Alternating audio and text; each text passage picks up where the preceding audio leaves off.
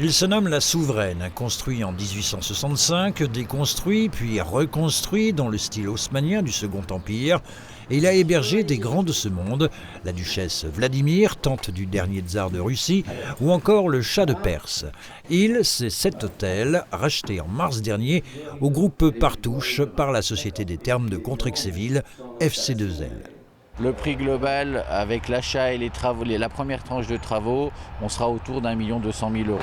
Et depuis quelques mois, des entreprises locales sont à pied d'œuvre pour une première tranche de réhabilitation pour une ouverture. Samedi, le 8 juillet, dans un premier temps le deuxième étage, puisque les travaux ne sont pas terminés au premier.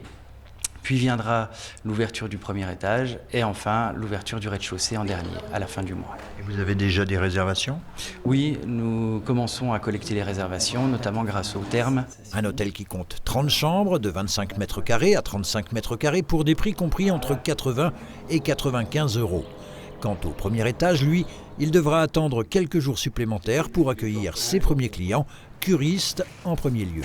La station thermale a obtenu l'agrément rhumatologie qu'elle n'avait pas, donc c'était au moins 3 ans de travail avec le CHU de Grenoble, 300 000 €, plus de 300 000 € d'investissement pour obtenir cet agrément, mais on a un résultat qui est efficace et très visible puisque la capacité d'accueil pour les clients sécurité sociale a doublé l'année dernière et le but encore c'est de passer une nouvelle marche. Et également toute la clientèle de passage aujourd'hui, puisque Contrex est proche de l'autoroute.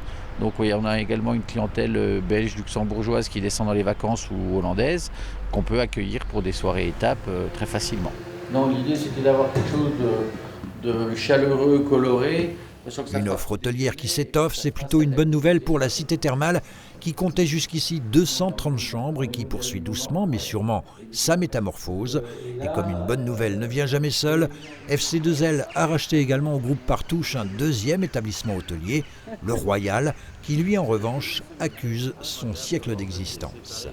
L'idée pour nous est de travailler sur une résidence meublée de tourisme, haut de gamme 4 étoiles, qui permettrait d'accueillir des gens en séjour meublé, principalement des gens en séjour 3 semaines, et également pouvoir loger du personnel saisonnier. Et dit-on, jamais 203. On a toujours notre projet initial qui est la construction d'un hôtel connecté au therme avec la rénovation complète de l'établissement thermal. On pourra même conserver son peignoir pour aller de l'hôtel à l'établissement thermal.